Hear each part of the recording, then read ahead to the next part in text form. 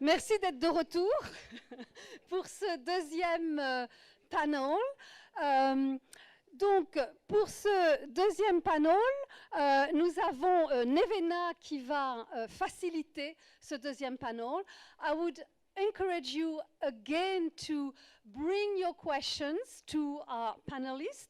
Also, you will see that we're going to use even more the question that you are posting on Nureva. Now, our panelist and facilitator will also see your questions because some of you told us that actually the question on Nureva were so interesting. Why didn't we hear them? Okay, so do not hesitate to go and feed your questions because they will come back here towards our panelists.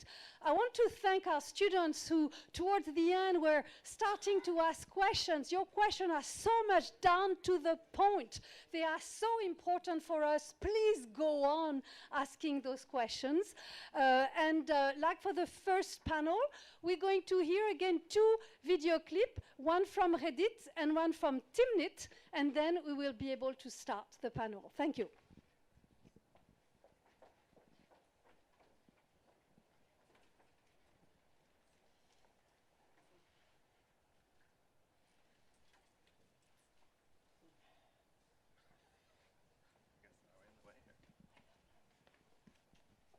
So I see 2 main challenges here. The first is that for programs, say in the programs that we might have at universities like Cornell or other universities in the US and other developed nations, training in computing and computer science and AI and related fields tends to be focused on technical training. And of course, that's important. That is a core of what the field is, and that it is important to make sure that our students walk away having the techniques that they need to succeed as researchers or as practitioners of AI. But training on the ethical dimensions and the societal dimensions has lagged compared to the technical training. And so over the past couple of years, I've heard of many universities that are actively working towards addressing this. Cornell is certainly one of them. Harvard is another one where Professor Barbara Gross has been one of the spearheaders for including ethical training within the classroom, within different classes in AI. So I think a lot of institutions are thinking creatively about how to include ethical training and understanding the societal implications within the classroom, so that we're not just turning out students who are very, very good at the technical aspect, but also understand that their tools, the tools that they put out, are going to interact with the world, and that they need to be aware of that as well.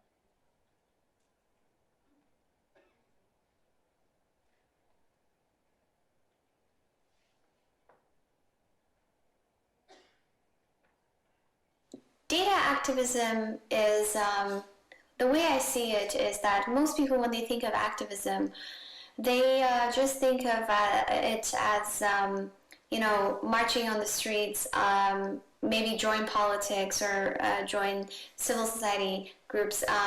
But I think that, people don't really connect technology with activism many times. And when you think about it, so when you think about in our paper data sheets for data sets, we talked about some examples, like, for example, cars. When cars first came on the road, there were no seat belts or there were no other safeguards. And in fact, when later on, when they were crash testing cars, they used dummies with prototypical male characteristics, adult male characteristics. This means that every time there was an accident, women and children were disproportionately affected and disproportionately adversely affected. So this only was studied very recently, and that what this means is that we've been creating cars that disproportionately killed more women than men, right? So if there were a lot of women in the room, then this would not have happened.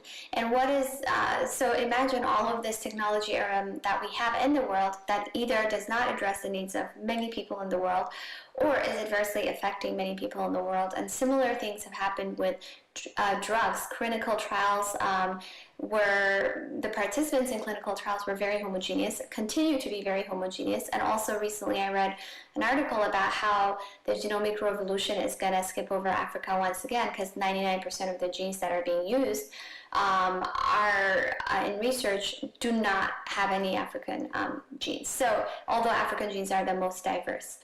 And not only is this bad for research, but this is also going to create more drugs that don't work well or adversely affect a huge segment of the world's population. So when people think about activism, I think that they shouldn't think of it just as political activism, even though they're all related, but also being in technology and making sure that you work on products that work for everybody. I think that is a form of activism.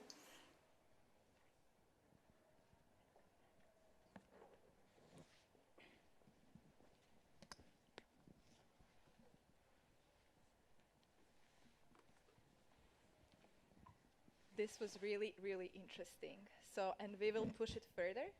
So today, for the second panel, we have Matt, Alistair, who you saw in the first panel, and Safian. And I would first invite them to introduce themselves very shortly, because many of you were not here last night, and maybe tell us what they think about the topics raised in the video clips. I get to go first.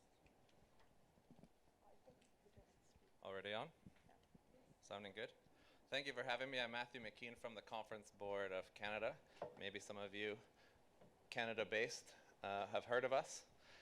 For those of you who haven't, it's an applied research organization based here in Ottawa, and we look at public policy issues. We do economic forecasting, HR transformation, research like that, but from an applied perspective. For the past 5 years, we've had and run a skills and post-secondary education research unit, which I've had the pleasure to run and to work on. And we looked at key themes in post-secondary education and skills training from a pan-Canadian perspective. And we did all kinds of work around gender equity and diversity and system sustainability and career skills development and transitions for undergrads and PhDs. Curiously, the PhD project, where PhDs end up after they finish their degree, regardless of the field, was our most popular and remains our most popular report, in part because of the myth busting. They don't all become professors, but that's not news to most of you.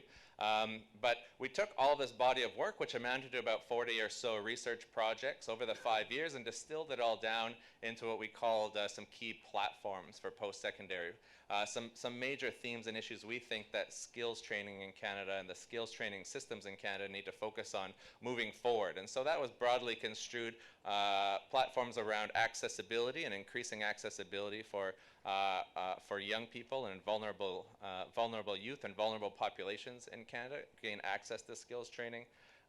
Skills training more generally or broadly construed, ensuring that young people have access to the most advanced type of skills training that they can through the post-secondary education systems. Learner pathways, we encourage the post-secondary systems to think much more longitudinally about education and skills training. We don't want colleges and polytechnics and universities just to think of students once they arrive and then to forget about them once they leave. So that was another one big theme. Anybody who researches in this space and in post-secondary education knows that data is also a big, compelling, unwieldy problem. So we advocate for new research on data, knowledge mobilization, and system sustainability. So you must have a really strong opinion on data activism. We do, yeah. But I mean, it needs to start with needing more of it, and so making it open and accessible. Alistair? You've seen lots of me already. I've spent more than 35 years in the post-secondary system and a bit in the private sector. What I should confess is that I was probably the world's worst student when I was in school, because I wasn't in school. I found sitting in school and being in a classroom impossible. I didn't learn anything, and I taught myself the things that I know. When I went to university, I went to train as a veterinarian, and in the dark days of the 1970s, my course was compulsory from 8 o'clock in the morning to 5 o'clock in the evening, and I was always caught at 9 o'clock leaving, and told that I would never be successful because I couldn't sit in the classroom and listen to what was going on. And years later, I end up running universities and doing other things, so perhaps somewhere in that system, I was able to learn. But what it did was it emphasized for me that learning is an individual process, and we need to work on the skills that you need to be able to learn effectively. And it doesn't matter which discipline you're in, and they are not, in my view, sitting in a classroom all of the time. And they are not listening to somebody telling you what you need to know.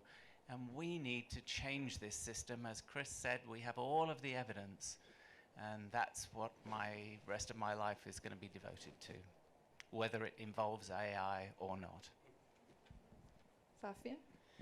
Bonjour, Sofiane Audry, je suis artiste en art numérique et je travaille en fait à la frontière entre l'intelligence artificielle et les arts numériques. J'enseigne à l'Université du Maine, je suis professeur assistant dans le programme de nouveaux médias qui est associé en fait à une école qui s'appelle le School of Computing Information Science. Bon, j'ai plusieurs choses que je pourrais dire, mais peut-être une des choses, c'est une chose que j'ai remarqué en fait, parce que j'ai commencé à enseigner comme professeur à temps plein à peu près 1 an finalement. Le programme que nous avons à l'Université du Maine en informatique est l'un des plus, un de ceux aux États-Unis où il y a les plus grands gender gap. Donc je pense qu'on a à peu près peut-être 5% d'étudiantes qui ne sont pas des hommes. Et le Maine est également l'État le plus blanc des États-Unis. Alors, donc ça, c'était un peu la mauvaise nouvelle en arrivant, mais la bonne nouvelle, c'est que j'ai rapidement pu voir que ce problème, en fait, était très bien compris par mes collègues. Et qu'une des raisons, en fait, pour lesquelles le poste que j'ai eu a été créé, c'est que, évidemment, les arts et le design ont, pour différentes raisons, attirent une plus grande diversité d'étudiants. Puis je pense que, peut-être pour compléter, même si je suis un peu nouveau, en fait, dans le domaine de l'éducation, donc j'ai encore beaucoup de trucs à apprendre, mais une chose que je vois, c'est vraiment, pour compléter ce que Alistair vient de dire, que finalement, les étudiants que j'ai ont toutes sortes de façons d'apprendre. Et également que je vois très bien que la meilleure façon de les préparer à ce qui s'en vient, ce n'est pas de leur enseigner tel ou tel truc, c'est de leur montrer comment apprendre. Je ne sais pas exactement comment l'intelligence artificielle va aider à ça. Peut-être qu'il y a des choses qui... Je pense que la technologie, clairement, peut aider, aide en fait, parce que c'est possible de, par exemple, avec des principes comme le inverted classroom, it's possible to, with other technologies, for example, it makes the grading much more efficient. So I can spend more time in the individual contacts with the students. But at the same time, there's also pressures to then like increase the classes to have more students. So it's that's why I think like we have to be like technology in itself, of course, will not solve everything. But I think there are opportunities, and there's ways that we can seize those opportunities to yeah, maybe improve access, empower students to face the challenges of the 21st century, which I tell my students when they come in their first year, I tell them, you know, the jobs that you are trying to train for now don't exist yet, probably, you know, and if you enter this program thinking that you will end up at the end of it with a guaranteed job, it's not going to happen. You have to make it your own. You have to use this opportunity to grow the kind of skills that and to start from the things that you like, because that's what's going to drive you through life. So anyway, we can talk more, of course. So as you have probably guessed, this panel is all about education. And we've already talked a lot about education and AI. And and so far, what we've heard, or what I've heard, better to say, is that we should concentrate on creative skills, on building skills that are not accessible to AI per se. So to start it off, the first question is, what are some of the current and potential benefits AI can bring to education? And I would like to throw a twist into this question for our panelists.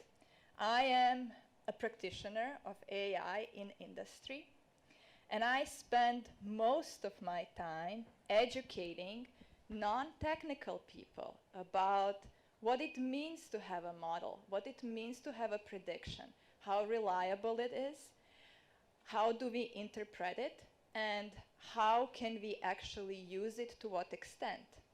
And these are not technical people. They're product managers, they're finance people, they're directors. So if we are to rely on AI, which is autonomous in the future, how can we do so without knowing what it actually does? Do we need to embrace it in our education, to understand it first, and then to rely on it second? What do you think? I'm hoping somebody has an answer to that one, because I come from a different... So let me have a go, because I think you're actually tackling the fundamental question for me that this session is devoted for. On the one hand, I think we're engaged in a specious discussion, because I don't see that AI is either the big monster or the big solution to our problems. Our issue is, how do we educate people so that they use AI as part of their normal, everyday activity? And that means they have to understand it. But to me, that doesn't mean to say you need to put a course in about modeling and what that's like, because for me, that's the wrong approach. Chris's approach is the right one. Give people problems, give kids in school problems, so that they realize why they need to use these things, why they need to understand them, and then take that into the college and the university system, so that we don't train them beautifully in the primary and secondary schools to be creative thinkers, and then put them into colleges and universities and beat it all out of them and make them, you know, play the game of being successful when you graduate. Have a seamless education that includes teaching and learning about modeling and the importance of it. Then you will truly have an education system and a future generation that will use AI as part of their tool and understand what they're doing with it. Anybody else? No? We have a question over there.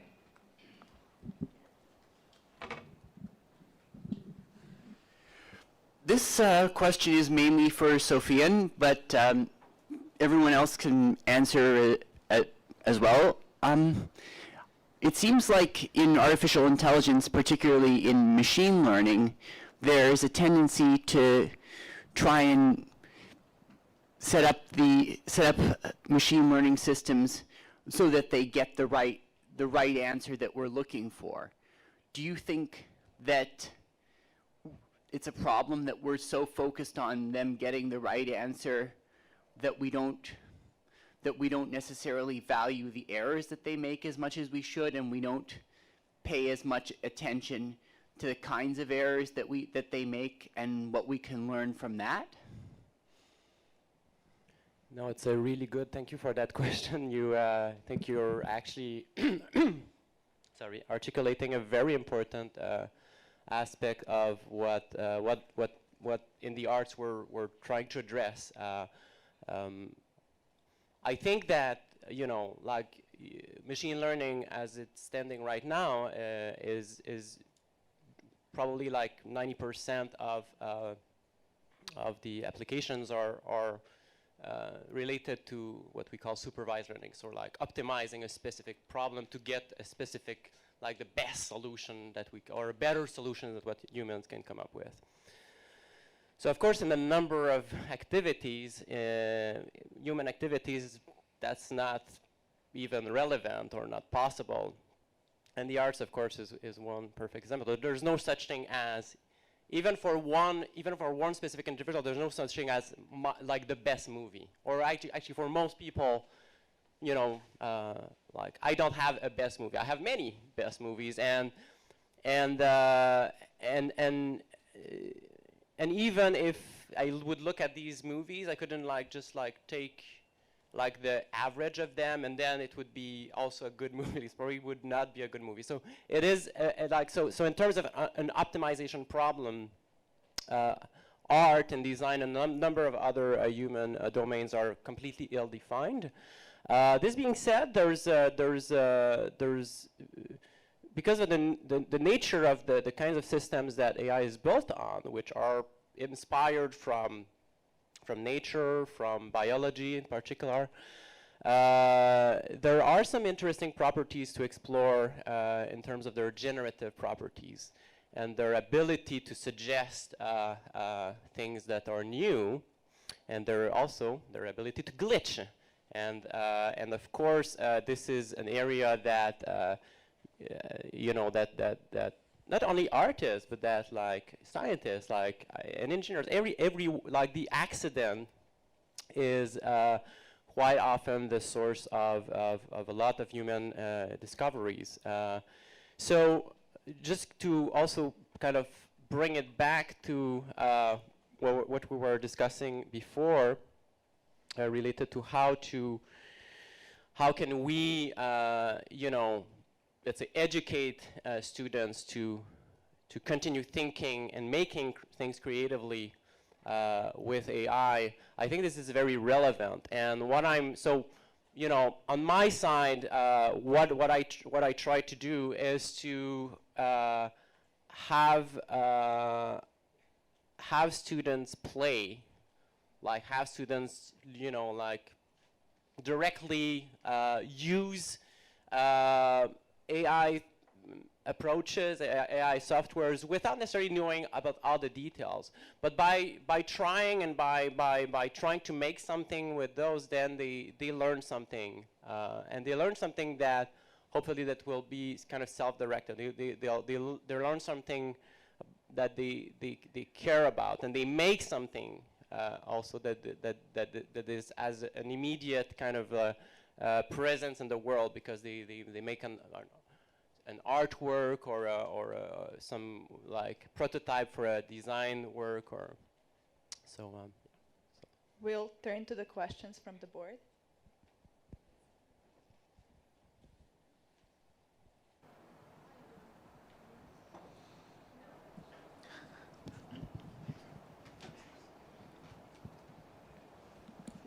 Hello. Okay, so we've put the Nareva screens behind the panel, and you can start to see some of the content that's coming up. One of the questions I wanted to draw to your attention, panel, was the following. So can experiential learning accelerate good AI? That's a loaded question with a lot of morality around it, but that's the kind of stuff that we're starting to see on the Nareva board. So feel free to add your comments, your cartoons, which is terrific, adds a little bit of creativity, and over back to you. So experiential learning and AI. I approach this topic from the perspective of somebody with 3 degrees in the humanities, and I'm hoping there are people out here who identify with the arts and the humanities, and I'm not totally alone. Okay, this is good. I'm in a safe space.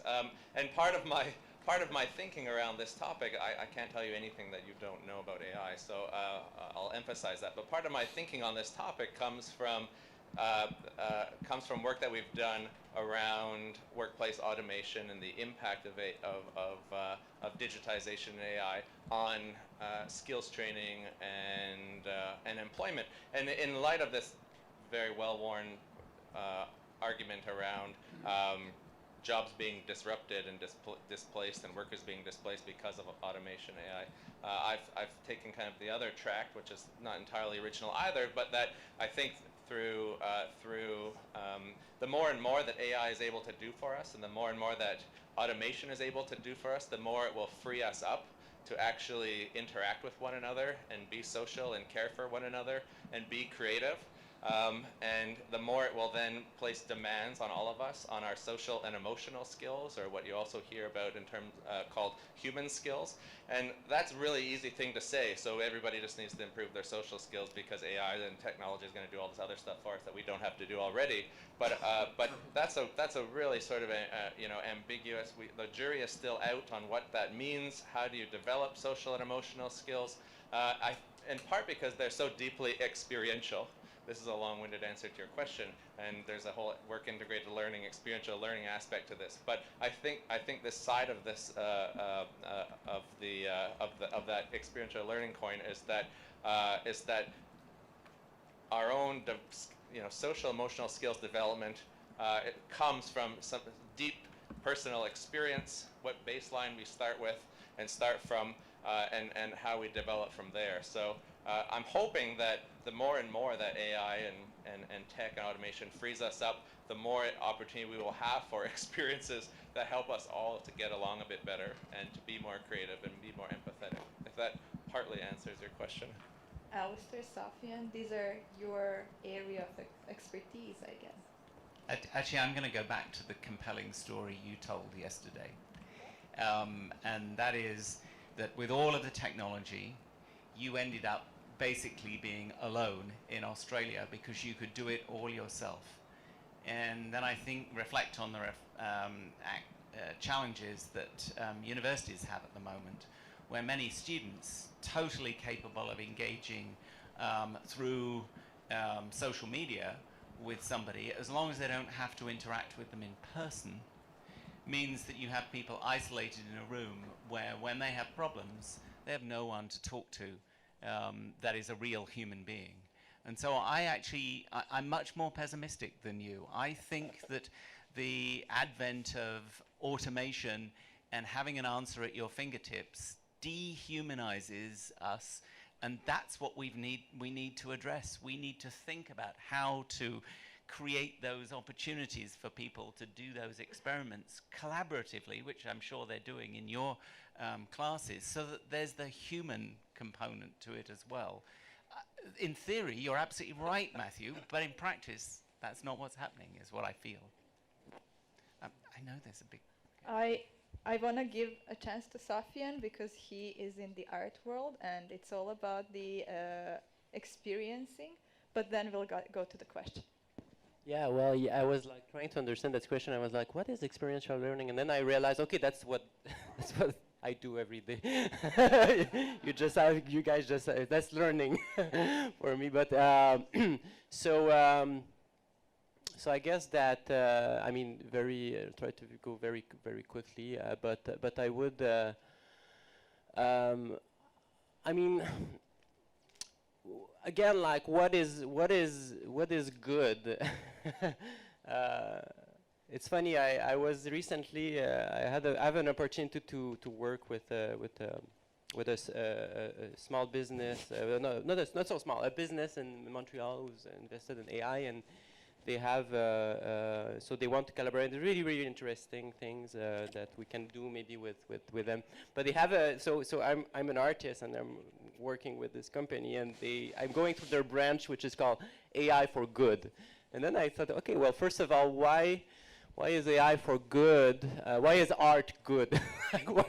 Why is the AI for Good branch of a corporation doing things with artists? I'm not clear on that. I don't think art is always necessarily good.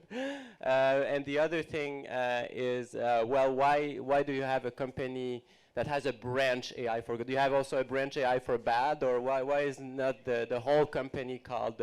And I think it's still. I'm very respectfully. I think that it's a good thing to have that, to be able to reach out to the outside world, because. So anyway, I don't exactly know where I'm going with that, but I would. Sorry, I kind of lost my train of thought, but maybe maybe we can go to with a question. Yeah. So we have a question over here that's been on for a long time. So like I spoke before, but I want to clarify I'm not anti-technology. Like, I spend a lot of time with technology. I just wanted to state that I believe that our society is very competitive. We come from an industrialized society that is very competitive, that expects students to come out as people, to get into the workforce. But then again, society is a type of person to be like, nope, no jobs. There's no jobs for you. You do not have the education that we need required for this job.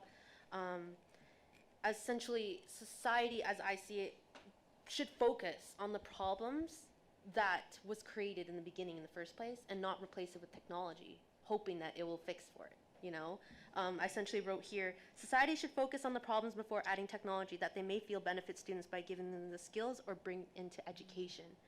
Yes, I believe technology is the greatest thing that we have achieved in this century. Like, one of the greatest things. Like, I grew up when we began from normal cell phones, flip phones, to iPhones. Like, that is the central greatest thing we can have gone to.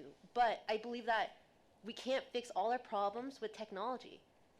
If we come back to, I take a families in Canada course in my school. It's a sociology class.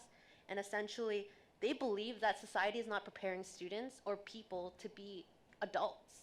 And that there's a new theory called emerging adulthood, where it's essentially believing that not only after adolescence, there is like an unknown named stage where kids that come from 18 to 25 are just getting into adulthood. They're not sure because they're not financially ready to be considered adults. And essentially, when we're saying that kids should go and get school is amazing, but is there resources? Are they actually being prepared for the jobs they want? A question I want to leave off is that, actually, I wanted to add to the person who said that we're focusing on people should be right constantly, and I believe that is true because our society is building people to come out of school and be really scared that they're going to be wrong. Because, yes, we make errors, we say, go make errors, but then again, we patronize people who do make errors, right? Like, yes, you fall, okay, you fall, but then you're like, oh, why did you fall? Like, that doesn't make sense. A question now I'm going to say is, I said that, can a program, the AI essentially, fix this problem by preparing these students to go into the workforce with the skills that are needed? Are these AIs going to provide the skills that we keep mentioning in this conference, what they need? That's kind of partly my wheelhouse, I guess, so I'll start. So in Canada here, they have something called the Business Council of Canada, and they do a survey every couple of years. And the number one of major employers in Canada, the number one overwhelmingly skill that employers reported that they wanted to see in new hires out of undergrad or college were human skills. Basic business acumen would also be good, but the human skills. Tech, you need some basic amount of technical skills, but that can be learned on the job and developed, and what you learned yesterday in tech probably won't be what you needed the next day. So it's human skills. So my answer to your question, I guess, is to what extent can AI help facilitate the development of the human skills that we all need in work?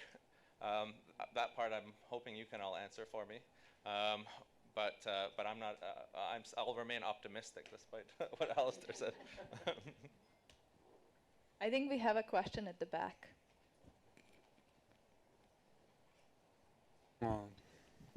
C'est une question en français qui nous vient du board Nureva. C'est celle en bas. Comment utiliser l'intelligence artificielle pour soutenir l'engagement et la réussite? So I asked Sofian to help us with French since he volunteered yesterday. How to use AI to support engagement and success? Would you like to start? It's a very hard question.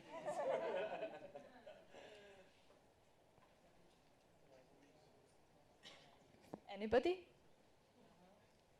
Chris? There has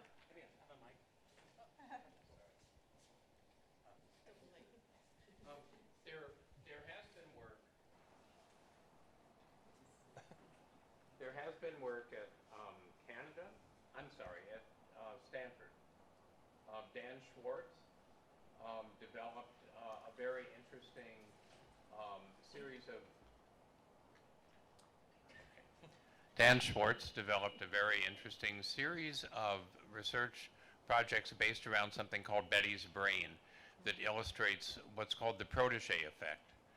And basically what he found is that students would work harder to help a protege succeed than they would work to help themselves succeed, even though the protege was essentially a very, very simple computer program.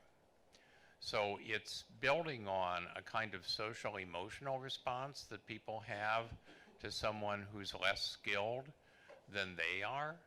And it is a way that's established now that AI can help people learn, because AI can be the protege that you are training in order to do better, and you yourself have to learn the material in order to help the AI learn the material.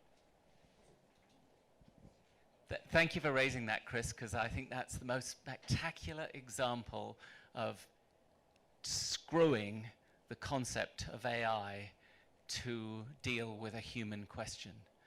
Because how about having a protege that's actually a real person who's less skilled than you are in a group?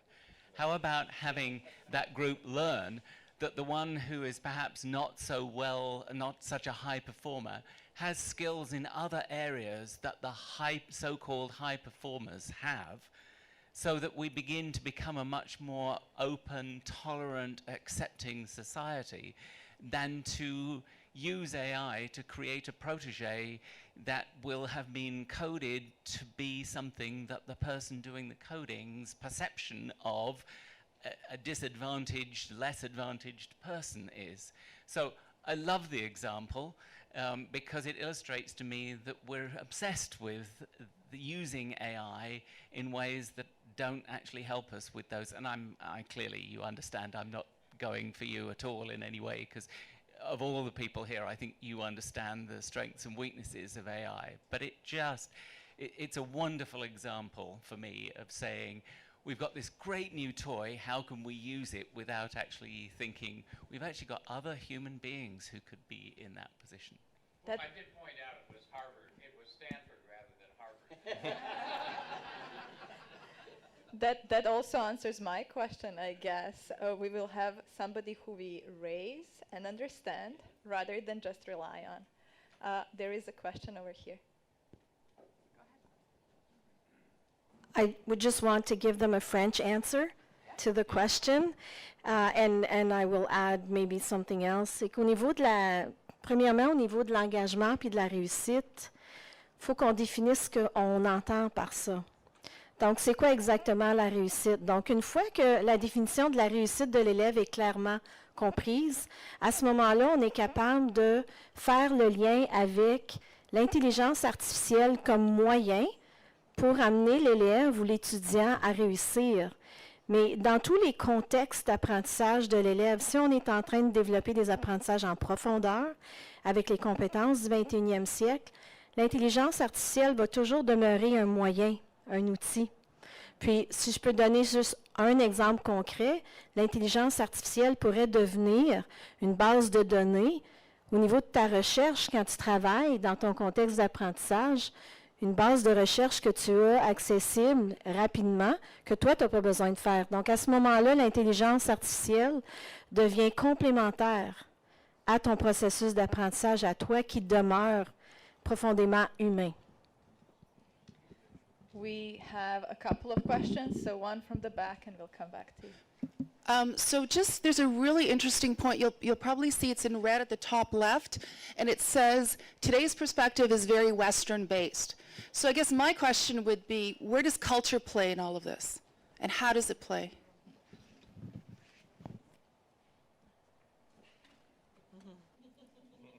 Well, I'm the ESL here, right?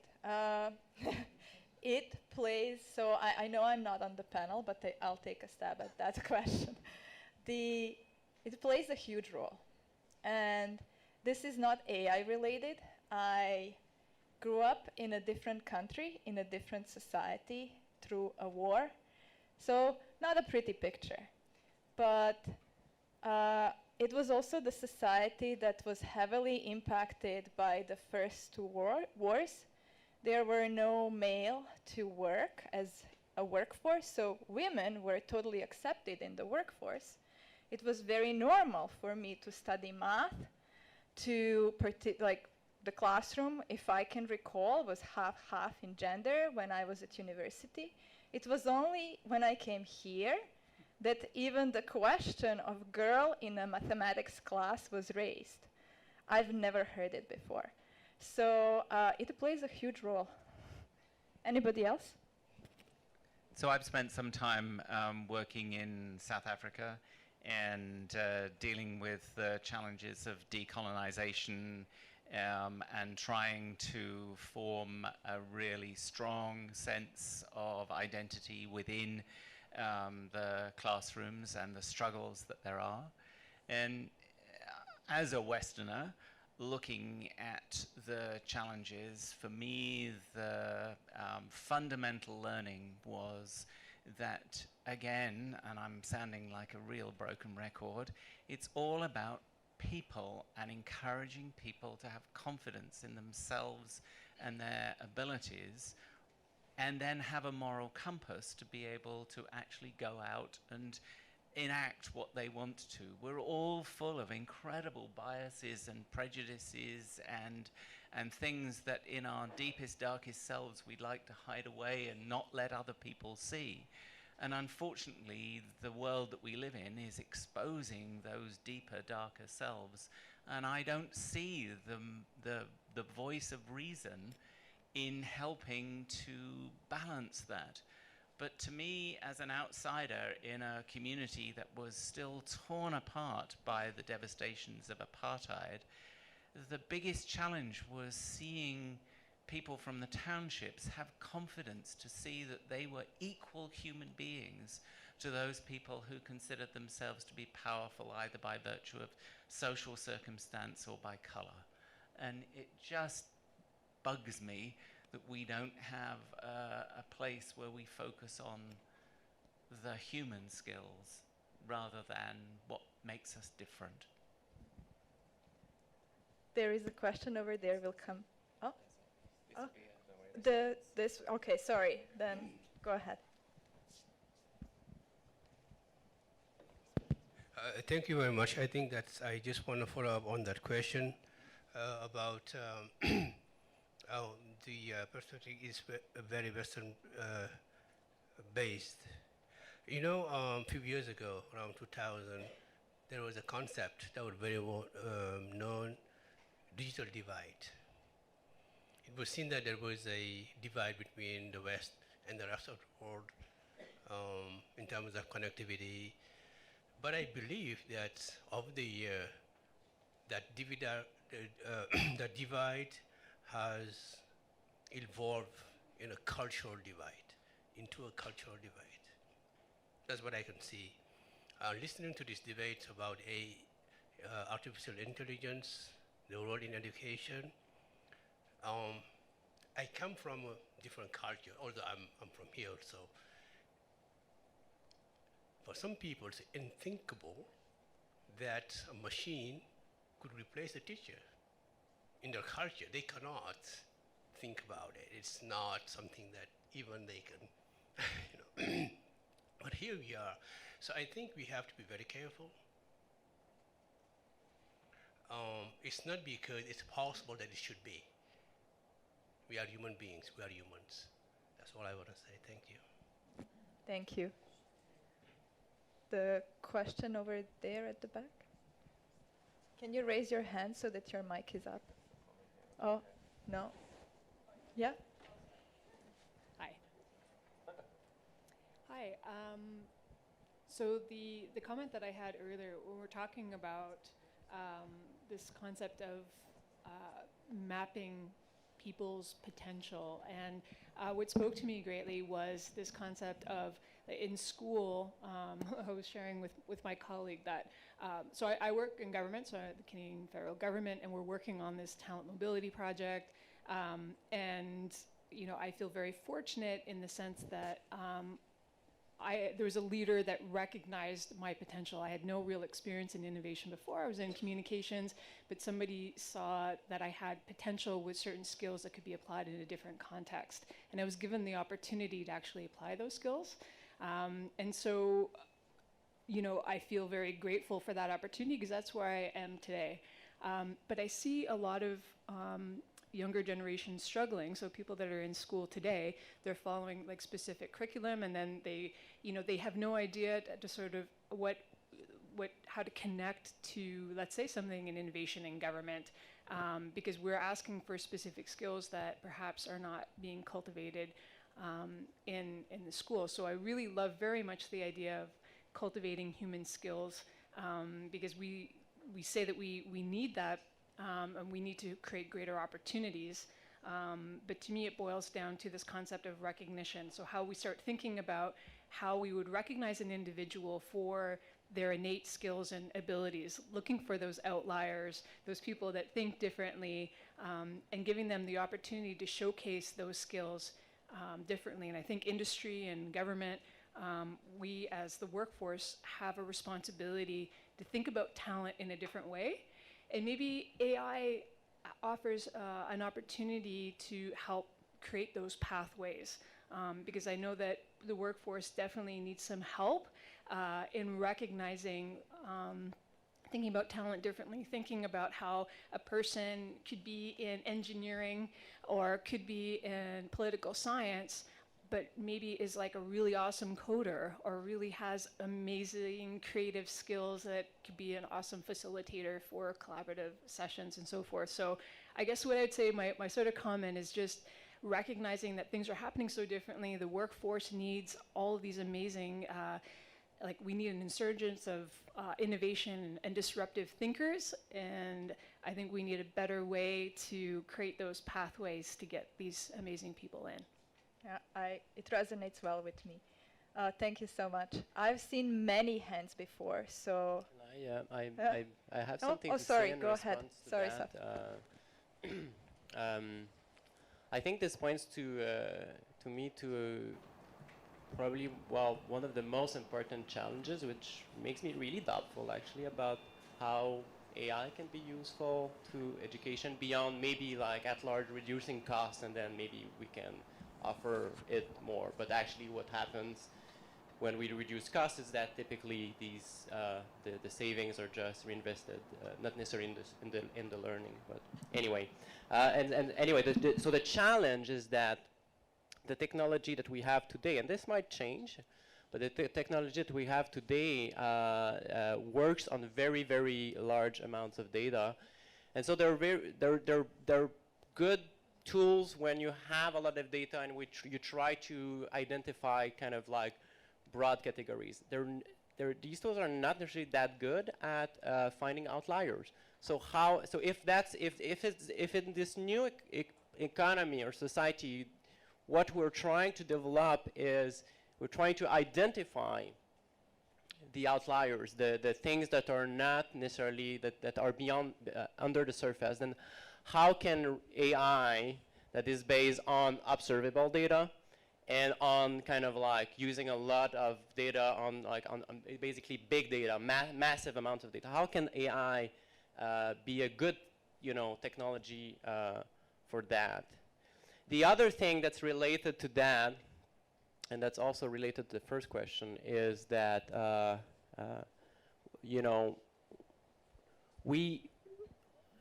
machine learning is really good at optimizing things, which makes it great for a number of applications again. But the fact is that on the evolution, like biological evolution, but also evolution of cultures and societies, is to a very large extent purposeless, in the sense that, so I'm just going to make a quick parallel, like, wings in birds are a good advantage for flying because, flying is great, you can cover more territory. But actually, if you look, and I'm going to pass that, but if you look at the evolution of wings actually appeared through a series of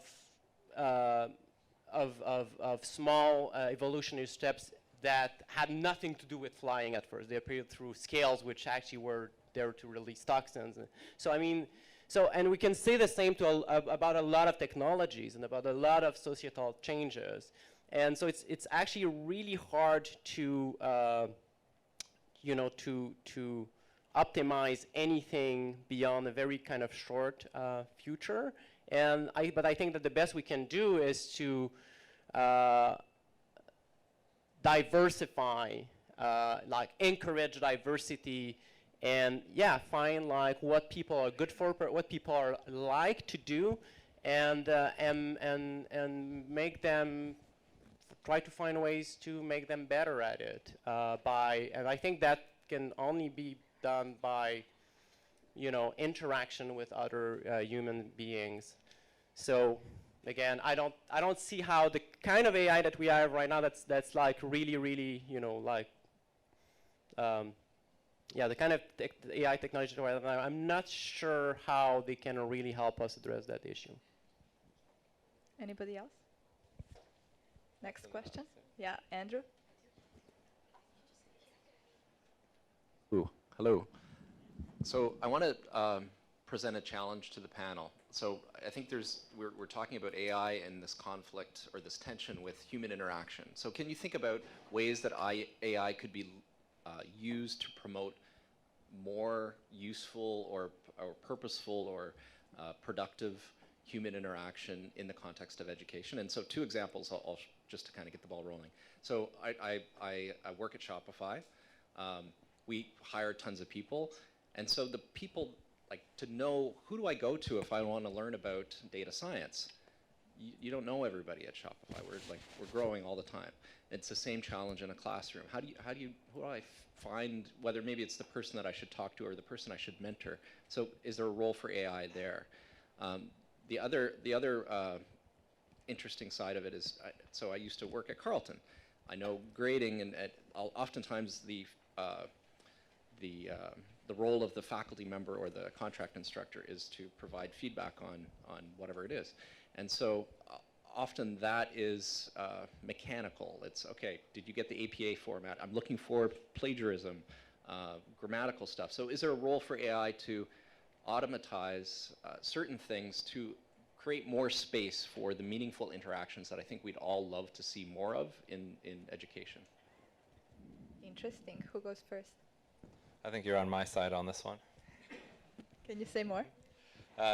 My answer is probably not right on point with what you're looking for, but again, because of the background that I come from, I think this is a real opportunity for the humanities and the social sciences, not just in addition to the arts. So to figure out, to connect it to the earlier question around culture. Well, these are the disciplines that in domains where culture is typically studied.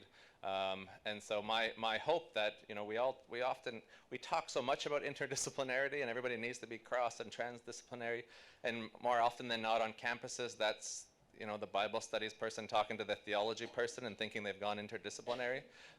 This is a real amazing opportunity, I think, for the humanities and social science researchers on campus to actually talk to the people who seem so far out there, and so foreign, and to try to figure out. You're suggesting profs and students talk, which they obviously should, but I'd love to see more, real, actual collaboration between cross-disciplinary faculty. So I think the answer to your question, Andrew, is yes. If you want to maintain the status quo, there are a whole host of things that you could do to make life easier. My argument is we don't want to maintain the status quo. We actually want to change the face of education. So yes, you could have all kinds of feedback. You could have grading done. Carleton now has an online triage system for mental health that is, in fact, an incredible boon to being able to do the triage, to lead to putting people into the right place to get the right kind of information. So there are lots of things that I think can be done that make life easier and better, but they are all related to maintaining the status quo. And I think you've heard from a number of people that that's not enough.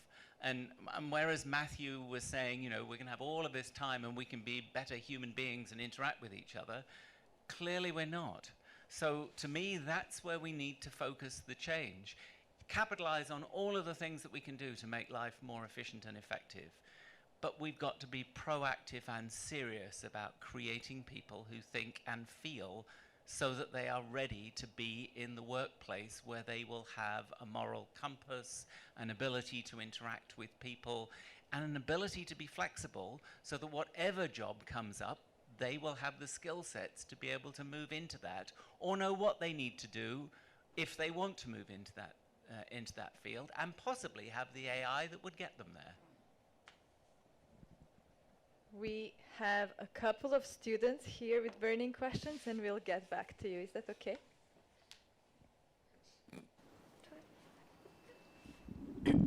Oh, sorry. So I have more of an environmentalistic kind of point of view. So AI is supposed to better our lives or optimize it as per se, but while it may help us, it can also negatively affect other lives. So how do you guys feel, and what is your response to how technology can damage our environment? And if you think about it, the more technology and devices are developed, for example, AI is one example, the more of these things go to toxic e-waste landfills in developing countries, mostly in West Africa and Asia, because of a trend that has developed in our society to get the latest gaming console, to get the latest phone and things like that. So can we really say technology is optimizing life if these things are still happening? Interesting environment question. Maybe briefly, without I think it's a really good question, and it's also a very complicated question. I would say one thing that it makes me think about is how I would say the culture, like Western culture, that has to a large extent developed these technologies, is thinking about technology mostly as tools to control other forms of agencies or like non-humans and non-living and other humans, and I think that we have to think about. I think that clearly this culture has failed in its endeavor because we're going towards a large-scale environmental catastrophe, and there's we don't really have a solution to that.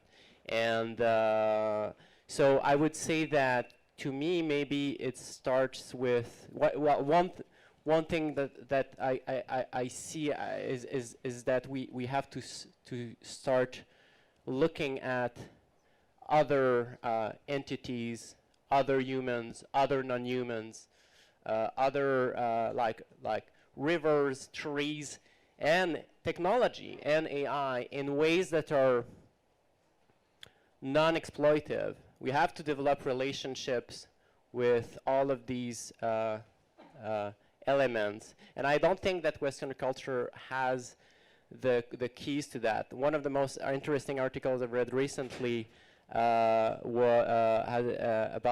AI is looking at how we can use different kinds of indigenous epistemologies to consider AI more as part of a circle of relationships and of kinship, so that we start decentering the way that we do politics, the way that we do economics, the way that we develop science and technology and art, that we decenter it from the figure of the central figure of the man, which is actually the archetype hidden behind this, the archetypal white man. So I don't think that answers all your question, but I hope it answers part of it. So another question from a student that's been either one, yeah, both. Sorry, there are many questions. I hope we can get to all.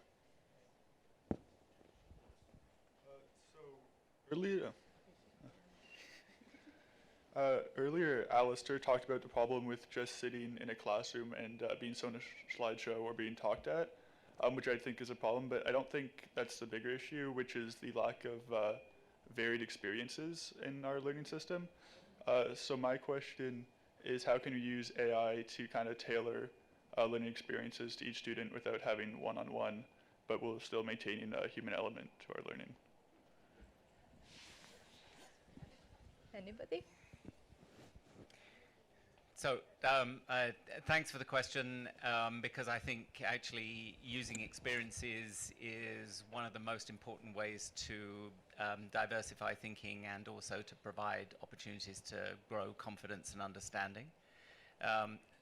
Those problems can be both the kind of ones that Chris talked about, with a real virtual reality, so that you can be in the middle of winter in Canada and doing a project on the summer ponds in Florida, but they can also be genuinely paper and pencil, and that they can be ones where you actually present people with a current problem, and students will engage in those incredibly strongly.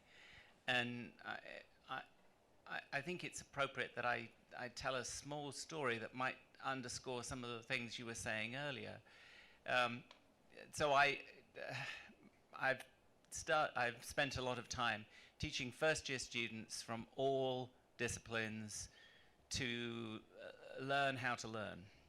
And that has all been done through problems. And a small group of students was given a problem where they were told that they were actually the emergency response team for Canada steamship lines. Of course, they weren't at all. They were sitting in a classroom in Guelph. And they had to work out what they needed to do, because they had a tanker, an oil tanker, that was out of control and was going to crash on the rocks in Scotland. And they had to manage the process. So they got real-time messages saying, you know, it's got this much closer, this much closer. So they had to work out what to do.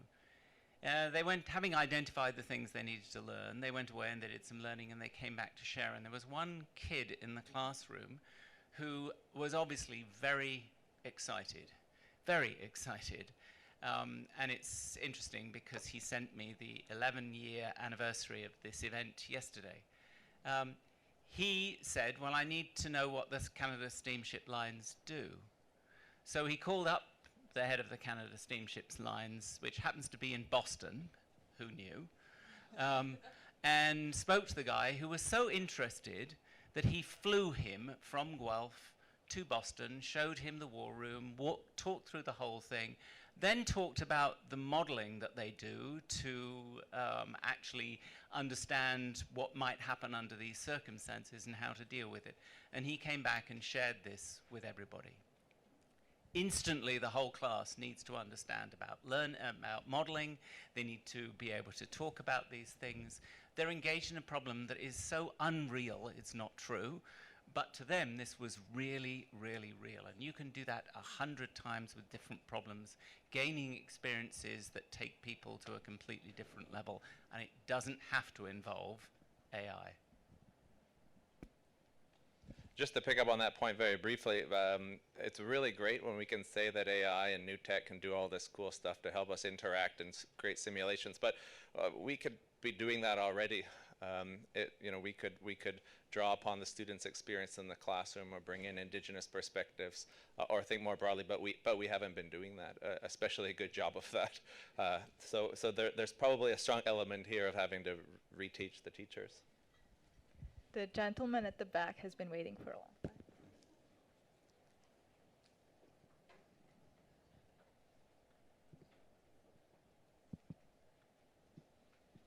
Turned on? Is that working?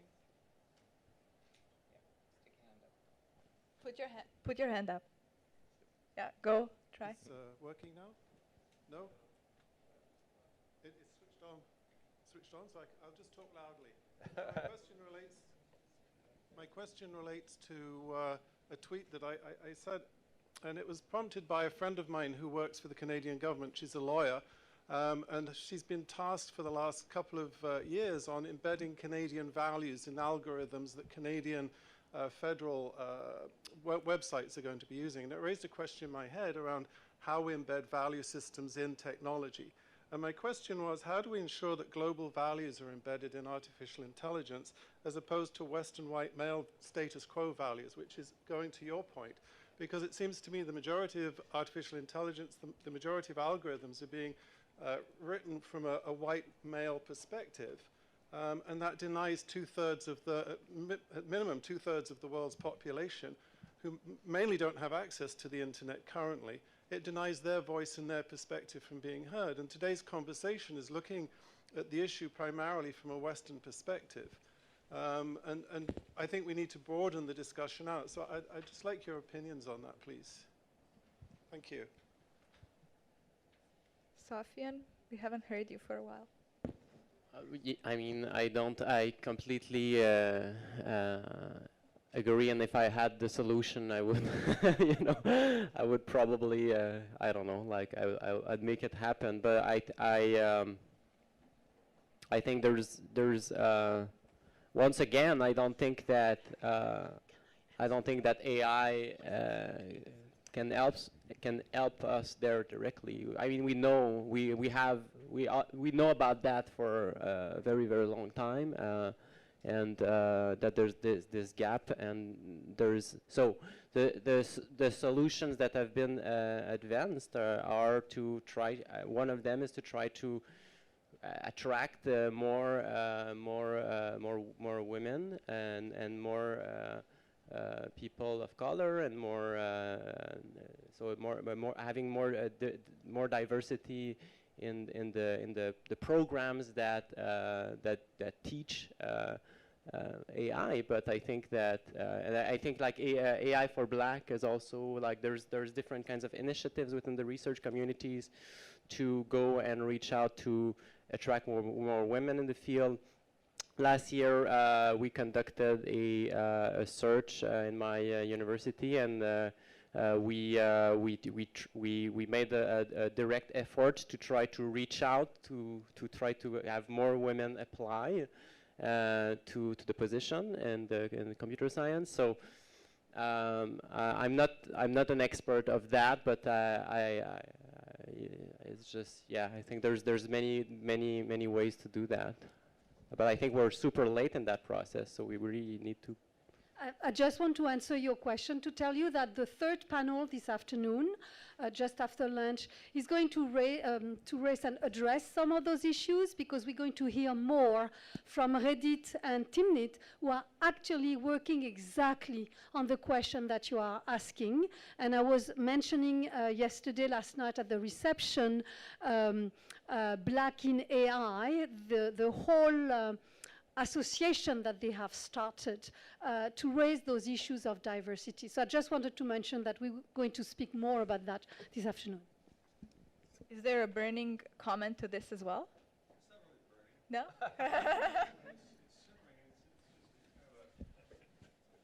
Looks urgent. Just a brief historical perspective is that AI was created in basically in the United States and in North America, and like a religion or anything else, it spreads out from where it began. So the other point with that is that all programming languages are in where they use English instead of symbols. All that is English. So if you want to recreate AI in other places, maybe they need to generate different languages. Maybe they need to, then maybe different perspectives will follow. But the history informs a lot of why there's a Western perspective in AI now. Well, just a spin on it, as a mathematician, language of math is universal, so there is a point to it as well. There is a really, really burning question over here, and it's been on, the hand has been on for a while.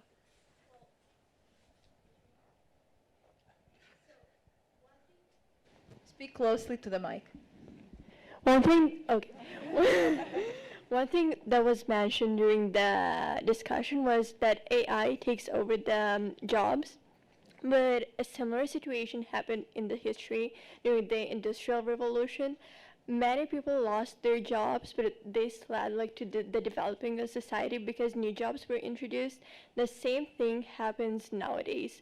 The new generation is coming, and they bring innovative skills, and new jobs will be created. So probably we have to sacrifice the jobs nowadays in order to evolving of our society. I think that comment should just stand on its own. It's excellent. Yeah. Go ahead. Just a comment regarding what the gentleman said. AI could have the same language as coding or music, which is internationally known by everybody. If you are from another country, another culture, everybody can learn that language because it's an international one. So There seems to be some disagreement. It's not a disagreement. I'm her colleague. And one of my duties is to train teachers how to teach coding in the classroom. And coding is different to programming. It's just an international language. It's an expression of your thoughts, or the way you're thinking. And from whatever culture you're from, you're able to code. And actually, people from third world countries are better prone to coding because they have to pass through many hurdles in order to be equal to Western society people. And I'll continue in French. A young lady before parlait de l'impact sur l'écologie dans le monde de la technologie. Et moi, je suis originaire d'un pays qui est impacté par l'utilisation de tous nos appareils électroniques. Je viens de la République démocratique du Congo où on exploite le coltan. Et je pense que les premiers à tirer avantage de l'intelligence artificielle, c'est justement les Congolais, parce que avec l'intelligence artificielle, on est en mesure de retrouver, de suivre, de comprendre tous les joueurs qui créent des guerres artificielles dans ces pays-là, qui créent l'exploitation des femmes et des enfants dans ces mines et qui permettent d'éviter la pollution et tous les effets pervers que ça peut avoir. Donc je ne pense pas que l'intelligence artificielle ou la technologie joue à l'encontre des enjeux de ces pays, mais au contraire permet à ces pays de se réajuster rapidement et d'être victimes de moins d'injustice. Voilà. Can we have a two-sentence summary of that in English?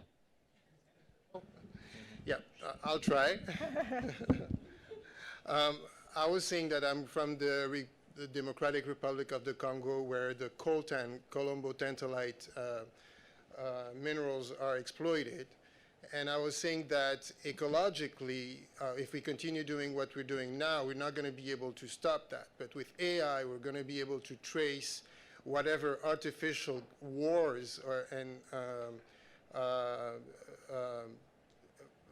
bad or effects that trade is generating, because if we use AI, we'll be able to trace everything, like in conjunction with blockchain, for example, technology, and so on and so forth. So I think that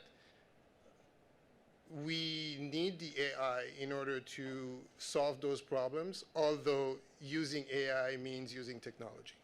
Very interesting. So we have only 5 more minutes. Lunch is almost there and lots of discussion at the lunchtime. Unfortunately, there was a gentleman at the back who was raising his hand. Do you still want to ask the question? Yes. He's been waiting for his turn for a long time. So I've seen a lot of questions on the board and from this gentleman here regarding the issue of AI being inherently biased toward Western values. And it occurs to me that that's a problem not only in the data that we're feeding to AI, but also in the underlying principles by which AI operate, because we've developed computers so that they process information in terms of zeros and ones, and they approach time in a linear fashion.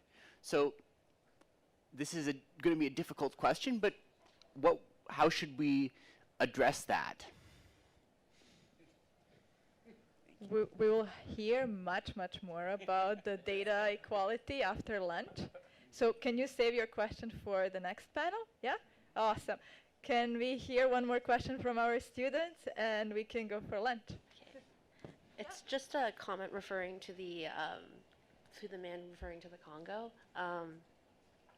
Essentially, when we have AIs take over jobs in like countries in Asia or Africa and other countries not in the Western, those are replacing jobs that are essentially what keeps the society in that country working.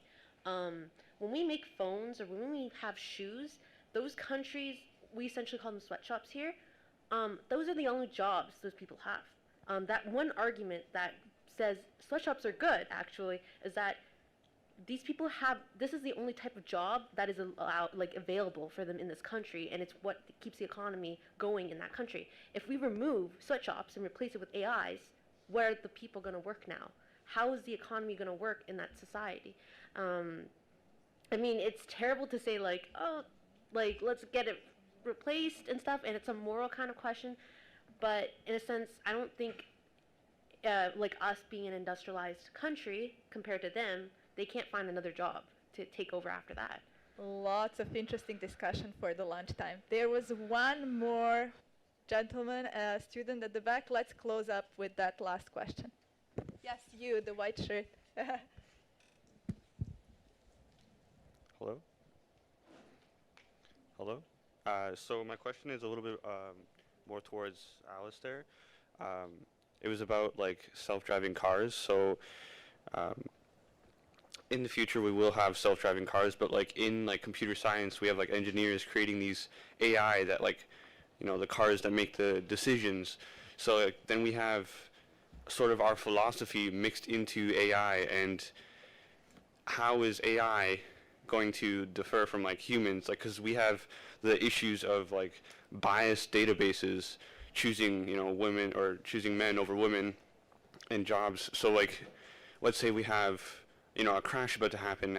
How is he gonna choose whether or not to crash into a gas station or into a woman and her child?